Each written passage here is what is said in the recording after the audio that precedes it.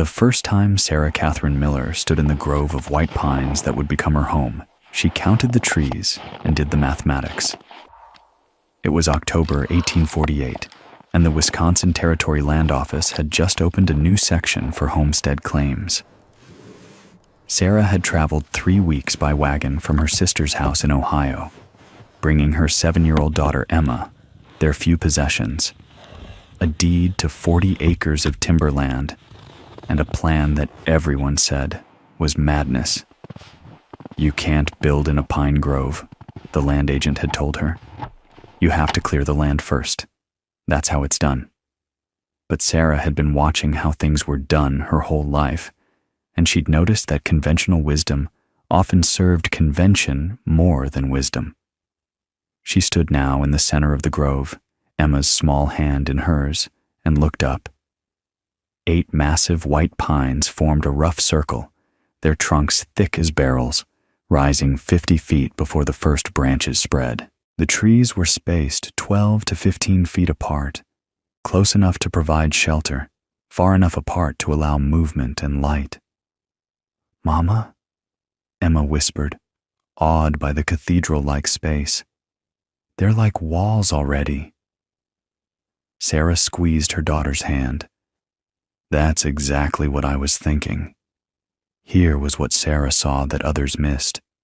Those 8 trees represented months of labor already done. To clear this grove would take weeks of dangerous work, felling trees that could easily kill you, removing stumps that fought like they were rooted to the center of the earth. And for what? To build walls to replace the natural windbreak you just destroyed? The pines were positioned almost perfectly. The trunks on the north and west, where the worst winter winds came from, stood closest together. The eastern exposure had a natural gap that would catch morning sun. The southern side opened slightly toward a small creek, barely visible through the undergrowth. Sarah had learned about trees from her father, who'd been a timber surveyor. She knew white pine, straight-grained, workable, resistant to rot, abundant in this territory. She knew these particular trees were old growth, probably 200 years standing, which meant they'd weathered every storm Wisconsin could throw at them. More importantly, she knew log cabin construction. Her late husband, Thomas, had been a builder before the cholera took him, and she'd been his constant helper. She knew how to notch logs, how to chink gaps, how to raise walls, how to set a ridgepole. She'd held timber steady while he worked, mixed clay and moss for chinking, cut shakes for roofing. What she'd never done was build a cabin alone, but she'd also never had a choice. The mathematics were simple and brutal. Winter was 6 weeks away. She had enough money for supplies, but not labor. She had knowledge, but not strength. She had a 7-year-old daughter who needed shelter before the snow came, and she had 8 perfect trees already positioned like the bones of a house waiting for flesh. "Emma," Sarah said, still looking up at the pines, "what if we built the cabin here, right here in this circle?" Emma looked around the grove, thinking. She'd inherited her mother's practical mind. The trees would keep the wind out. They would. And we wouldn't have to cut them down. We wouldn't. But Mama, how do we build walls between trees? Sarah smiled, very carefully, and starting tomorrow. She spent that first day planning while Emma gathered kindling. Sarah walked the circle, measuring distances between trunks with a knotted rope marked at 1-foot intervals, a surveyor's tool her father had taught her to make. She noted which trees stood straightest, which had the best positions, which gaps would be easiest to span. The cabin would be small, 12 feet by 14 feet. But that was all they needed. The north wall would span between 2 trees spaced 11 feet apart. The south wall, 14 feet. The east and west walls would connect them. She'd build the actual log walls in the gaps, using the trees themselves as corner posts. It was unconventional. It would require precise measuring and custom cutting. but it would save her weeks of work and give them something no cleared land cabin could provide: a structure already braced by trees that had stood for 2 centuries. Sarah knew the risks. Building between living trees meant accepting that the trees would continue to grow, continue to move with the wind, continue to respond to seasons. Her walls would have to accommodate that movement. She'd have to leave careful gaps, use flexible chinking, avoid building anything so rigid it would crack when the trees swayed in storms. But she also knew the advantages. The trees would break the wind before it hit the cabin walls.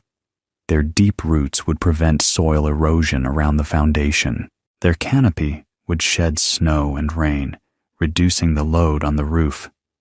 In summer, they'd provide shade that would keep the cabin cool. Most importantly, those 8 trees represented structural support that would cost her nothing. Every tree trunk was effectively a massive corner post, perfectly vertical, anchored deep in the earth, stronger than any timber she could cut and set herself. The mathematics of labor were compelling. Clearing the grove would take 3 weeks of dangerous work. Building the cabin with the trees as integral structure would take 5 weeks of careful but manageable construction. The choice was obvious to anyone willing to question convention. That night, they slept in the wagon under canvas, and Sarah lay awake planning. She'd need to cut and haul logs. She'd need to notch them precisely to fit around the tree trunks. She'd need to build walls that were both sturdy and flexible. Log cabins settled over time, and she couldn't let that settling split a wall built hard against a living tree. The next morning, she began. The first challenge was timber. White pine surrounded her. That wasn't the problem. The problem was felling trees safely with a 7-year-old nearby, processing logs alone, and moving timber that weighed more than she did. Sarah chose her trees carefully, looking for what her father had called widow makers, trees already dead or dying, standing timber that was technically firewood waiting to happen. These were safer to fell because they had no branches to catch and redirect the fall. They were also already seasoned, which meant they'd shrink less after being built into walls. She found a dead pine 50 yards from the grove, tall, straight, and dry. She taught Emma to stand well back and watch for the lean, that moment when a tree committed to falling, and nothing could stop it. The felling took 3 hours of steady work with a crosscut saw. Sarah had to stop frequently to rest her arms and sharpen the blade, but eventually the tree groaned, leaned, and crashed exactly where she'd planned. The sound echoed through the forest like thunder, and Emma cheered. Processing the log was harder. Sarah had to remove branches, strip bark, and cut the trunk into workable lengths. She'd brought a broad axe for the heavy work and a hand adze for finishing. Her hands blistered, then bled, then calloused. Emma helped where she could, gathering bark for kindling, stacking wood chips, bringing water from the creek in a wooden bucket. Sarah had sewn leather pouches onto Emma's small belt, and the girl kept them filled with the iron nails and wooden pegs Sarah would need for joining logs. Moving the logs was the hardest part. Each one weighed 300 pounds or more. Sarah couldn't lift them, so she had to drag them. She rigged a harness from canvas and rope, looped it under a log, and pulled. Her legs were stronger than her arms, and she learned to use her whole body, leaning into the harness like an ox in a yoke. Emma pulled too, her small hands gripping the rope, her boots digging into the forest floor. They moved timber together, 10 feet at a time, resting between pulls. It took them 2 days to drag 4 logs from the felling site to the grove. But they were learning. Sarah was learning how to use leverage. Wooden poles as levers, rocks as fulcrums. Emma was learning patience and persistence, how to watch for dangers, how to contribute despite her size. By the end of the first week, they had enough logs staged near the grove to begin building.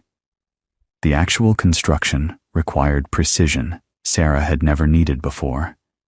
In conventional cabin building, you cut logs to the same length and stacked them, notching the corners to interlock.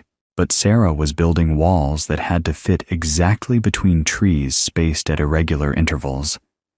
She started with the north wall, 11 feet between two massive pines. She measured, marked, and cut the first log to length, then had to cut notches at each end that would fit snugly against the tree trunks without damaging them.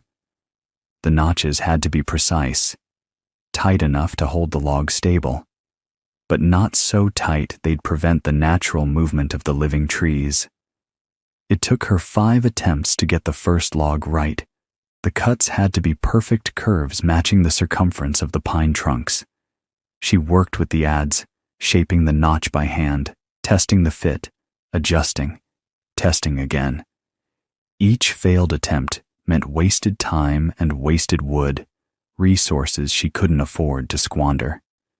She learned to make a template first, wrapping canvas around the tree trunk and marking the exact curve, then transferring that pattern to the log end. It was slower, but more accurate, and accuracy mattered more than speed when every log had to be custom fitted. When the first log finally seated properly between the trees, held in place by gravity and geometry, Sarah felt a fierce satisfaction. The log spanned the gap like a bridge, solid and true. She'd worried that her plan was theoretical, that reality would expose flaws in her thinking, but the log fit. The concept worked. "It works, Mama," Emma said, and Sarah heard the relief in her daughter's voice. Emma had been watching her mother struggle with doubts neither of them voiced. "It works," Sarah confirmed, allowing herself a moment of celebration before adding, "Now we do it 99 more times." The second log went faster. Sarah had learned from the first, and she was developing an eye for the right curve. She'd also learned to cut the notches slightly loose, not sloppy, but with a 16th inch of play. This allowed the logs to settle and shift slightly without binding or cracking. She stacked the second log atop the first, notching both ends and adding a simple saddle notch at the midpoint to keep the logs from spreading apart. Traditional corner notches would have interlocked to prevent spreading, but Sarah couldn't use those. She had living trees instead of corners. The midpoint notch was her solution, and it worked. By the third log, she'd established a rhythm: measure, mark, cut, fit, adjust, set. Emma became essential to the process, holding the measuring rope, marking spots with charcoal, steadying logs while Sarah lifted them into place. The north wall grew 1 log at a time. After each addition, Sarah stepped back to check that it was rising level and plumb. A crooked wall would only get worse as it went up, and fixing it later was nearly impossible. The pine trees stood like patient pillars, accepting their role as corner posts. Sarah had worried they might grow and split her walls, but she'd researched this. White pines grew slowly in girth, maybe an inch every 5 to 10 years. The cabin would settle and shift far more than the trees would grow, at least for the first years. She built the east and west walls next, connecting them to the north wall with traditional corner notches. These walls were shorter, 12 feet, and had to connect between the north wall trees and 2 southern pines. The geometry was tricky, but Sarah had always been good with spatial thinking. The walls rose slowly. 4 logs, 6, 8. Sarah worked from dawn until her arms couldn't lift anymore, which came earlier each day. Emma brought food, salt pork, cornbread, water, and Sarah ate without stopping, standing beside whatever wall she was building. They slept in the wagon, but each night the incomplete cabin walls stood a little taller in the grove, and each morning Sarah looked at them and allowed herself a moment of pride before beginning again. The south wall was the last and the hardest. It had to span 14 feet between two trees, and at that length, logs wanted to sag in the middle without support. Sarah had to calculate how to build the wall so it could support its own weight, plus the weight of a roof that didn't exist yet. She solved it with a center post, a thick vertical log set into the ground exactly at the midpoint of the wall. This divided the span into two 7-foot sections, which were much more manageable. She notched the wall logs so they rested on this center post as well as on the tree trunks at either end. It wasn't perfect, but it was solid. And more importantly, it was done. After 3 weeks of grueling work, Sarah had 4 walls rising 6 feet high, built between 8 massive pines, enclosing a space 12 feet by 14 feet that was beginning to look like shelter. Emma had worked every day beside her mother, and the 7-year-old had changed. Her hands were rough. Her legs were stronger. She could measure a log length by eye and be within inches. She knew the difference between a felling axe and a broad axe, could identify a good notch from a bad one, understood why logs had to be stacked with the bark side alternating up and down. "Mama," Emma said one evening as they sat by their campfire, "people are going to see what we built and think it's strange." "Probably," Sarah agreed. "Are you worried what they'll say?" Sarah looked at the walls standing among the pines, solid and improbable. "I stopped worrying about what people say when I decided to come here. Strange just means different. Different just means someone thought of something new." Emma nodded, satisfied. "I like our strange house." "Me too, sweetheart. Me too." The roof was the next challenge, and it brought problems Sarah hadn't fully anticipated. Traditional cabin roofs were simple. Lay rafters from one wall to the other, cover with split shakes or sod, and hope for the best. But Sarah's cabin had massive tree trunks interrupting the wall lines, and she couldn't just rest rafters on top of the walls. The trees stood higher than her walls by 20 feet or more. She needed a way to span the roof between the walls while working around the trees. Her solution was a compromise between conventional construction and innovation. She built a traditional ridgepole running the length of the cabin, supported by the trees themselves. She notched niches into the 3 trees that stood along the cabin's center line, just deep enough to hold the ridgepole steady without harming the tree's living wood. The ridgepole was the heaviest single piece of timber she'd had to manage. A straight pine trunk, 14 feet long and nearly a foot thick. Getting it up to the top of the 6-foot walls was impossible for Sarah alone. She built a ramp. It took her 2 days of work, but she constructed a sturdy inclined plane from log scraps and boards, rising from the ground to the top of the north wall at a gentle angle. Then she and Emma together rolled and pushed the ridgepole up the ramp inch by inch until Sarah could maneuver it into position. Securing it in the notches she'd cut into the trees required more problem-solving. She couldn't hold the heavy log in place while hammering. She needed gravity to work with her, not against her. So she built temporary supports, adjusting and readjusting until the ridgepole rested exactly where she wanted it. When it finally settled into place, spanning the cabin with the 3 pine trunks holding it steady, Sarah sat down on a log and laughed from pure relief. "Why are you laughing?"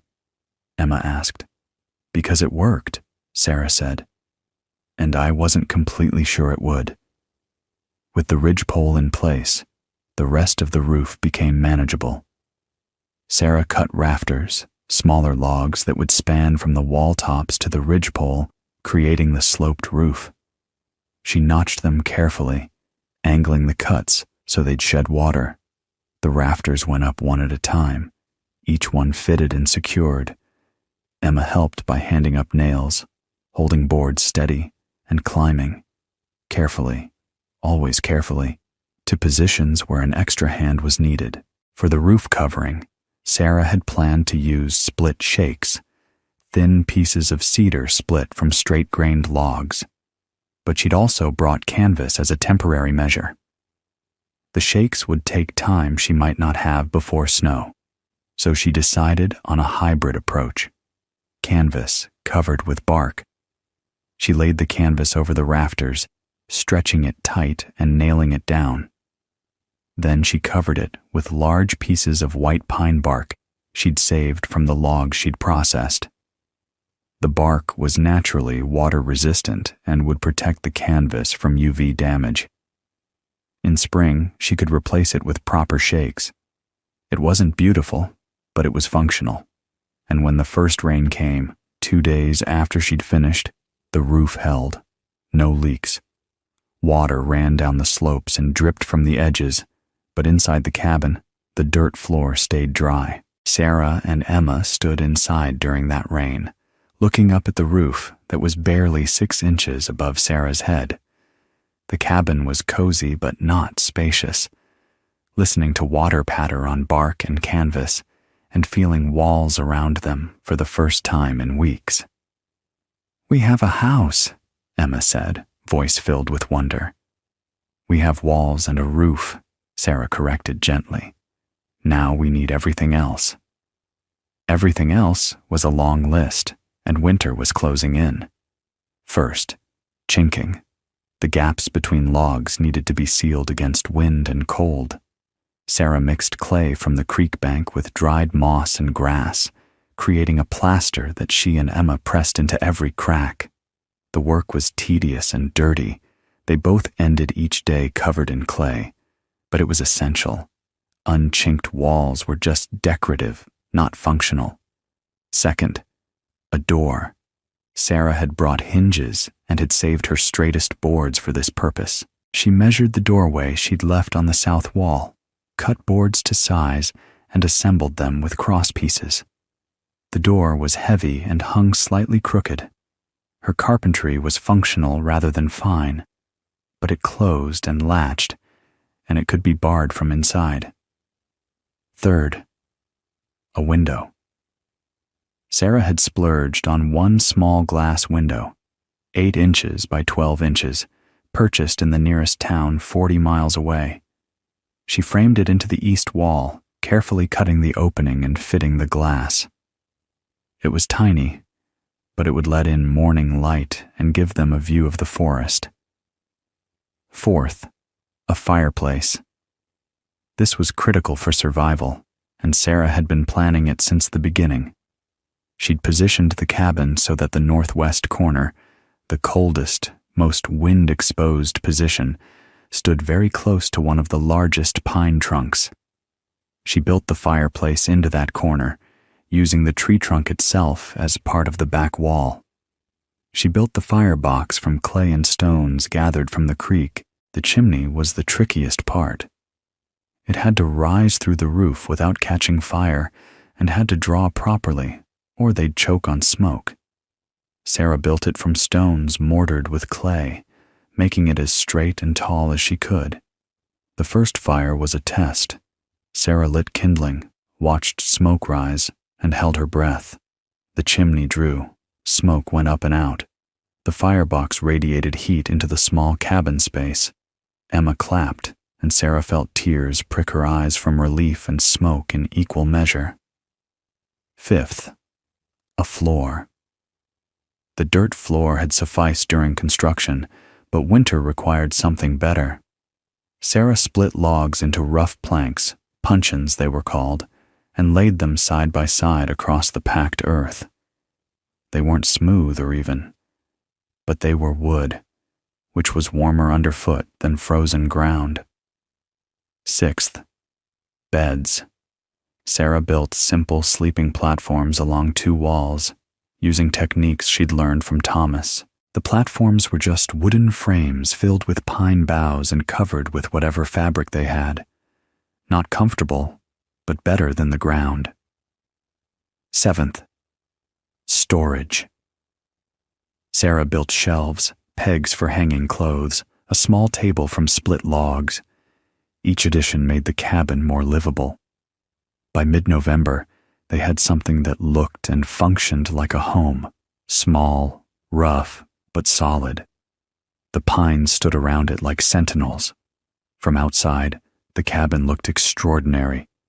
Log walls rising between massive tree trunks. A roof that seemed to float among the lower pine branches. Smoke rising from a chimney built against a tree.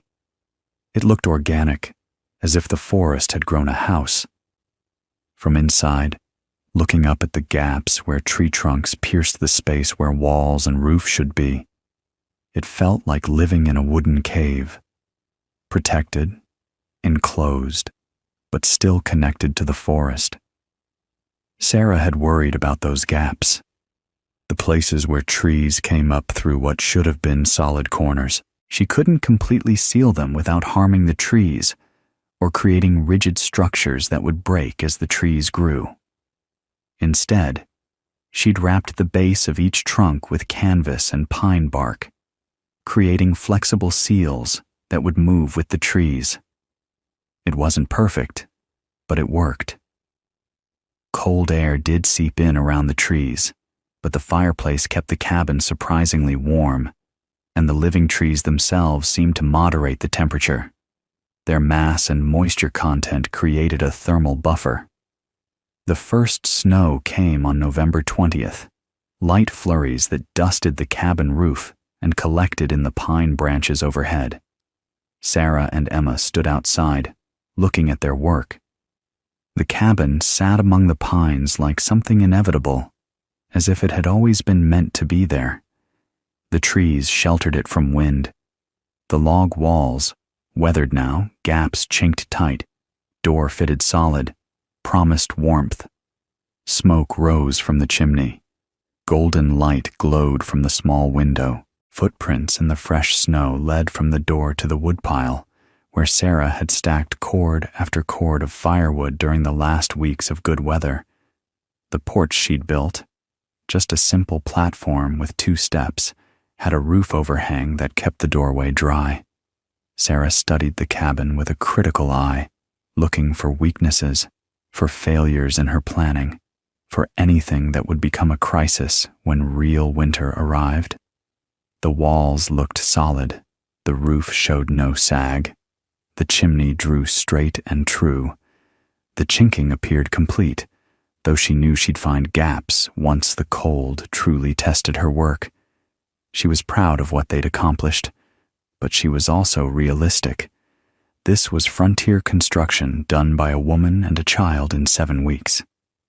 It wasn't going to be perfect. There would be cold spots, drafts, problems they couldn't anticipate. They'd have to adapt, repair, improve, as they learned what winter in Wisconsin truly meant. But the fundamental structure was sound. The walls were straight and strong. The roof was weather-tight. The fireplace worked. The door sealed properly. They had shelter, and that shelter was good enough to keep them alive through whatever the territory winter could throw at them. "Mama," Emma said quietly, "are we done?" Sarah considered. They had shelter. They had firewood. They had supplies to last through winter. They had built, in 7 weeks, what usually took 3 men 3 months. "We're done enough," Sarah said. "The rest we can do while staying warm." That night, they slept for the first time in their own beds in their own cabin. The wind rose, as Wisconsin wine does in late November, but the pines caught and broke it before it reached the cabin walls. The fire burned steady. The roof held solid. Sarah lay in the darkness, listening to Emma's breathing from the opposite bed platform, and allowed herself to feel something she'd been too busy to feel during construction. Pride. She'd done it. They'd done it. Word of the cabin spread slowly through the sparse frontier community. By spring, visitors began arriving, curious neighbors, other settlers, the occasional surveyor or government man passing through. They all said the same thing. "You built in a pine grove. That's not how it's done. and Sarah would smile and say, "I know." Some came to marvel, some came to criticize, a few came to learn. A Norwegian family settling 10 miles north asked Sarah to help them position their cabin in a similar grove. She did, teaching them her techniques for notching around living trees, for using trunks as structural support, for building with the forest rather than against it. By 1850, 7 families in the region had built cabins in standing timber, using Sarah's methods. Each one was different, adapted to its specific grove and family needs, but all shared the same principle: work with what you have, rather than destroying it to build something conventional. Sarah's cabin became a landmark. The Miller Place, people called it, or sometimes the cabin in the pines. Travelers used it as a navigation point. Surveyors noted it on maps. Emma grew up strong and skilled, learning construction and carpentry from necessity and practice. By the time she was 12, she could fell a tree, notch a log, and build a wall. By 15, she was helping neighbors with their own building projects, earning money that helped secure their future. Sarah never remarried. She cleared a small garden plot, carefully, selectively, preserving the pine grove that sheltered her home. She kept chickens, grew vegetables, and survived the winters that took weaker households. She was known as competent, resourceful, and slightly eccentric, the woman who'd built a house in a tree grove when everyone said it couldn't be done. On winter evenings, when snow fell soft outside and the fire burned warm within, Sarah would sit in her small cabin surrounded by pine trunks that rose through the floor and disappeared into the roof space, and she would think about conventional wisdom and innovation, about what people said couldn't be done, and about the quiet satisfaction of proving them wrong. The cabin stood for 63 years, remarkably long for frontier construction. It outlasted many conventional cabins built on cleared land, protected by the very trees that people said she should have cut down. When it was finally dismantled in 1911, replaced by a more modern structure Emma's grandchildren would build, the 8 white pines still stood, ancient and massive, marking the place where one woman looked at a grove and saw not obstacles, but opportunity. And that, Sarah would have said, was the whole point.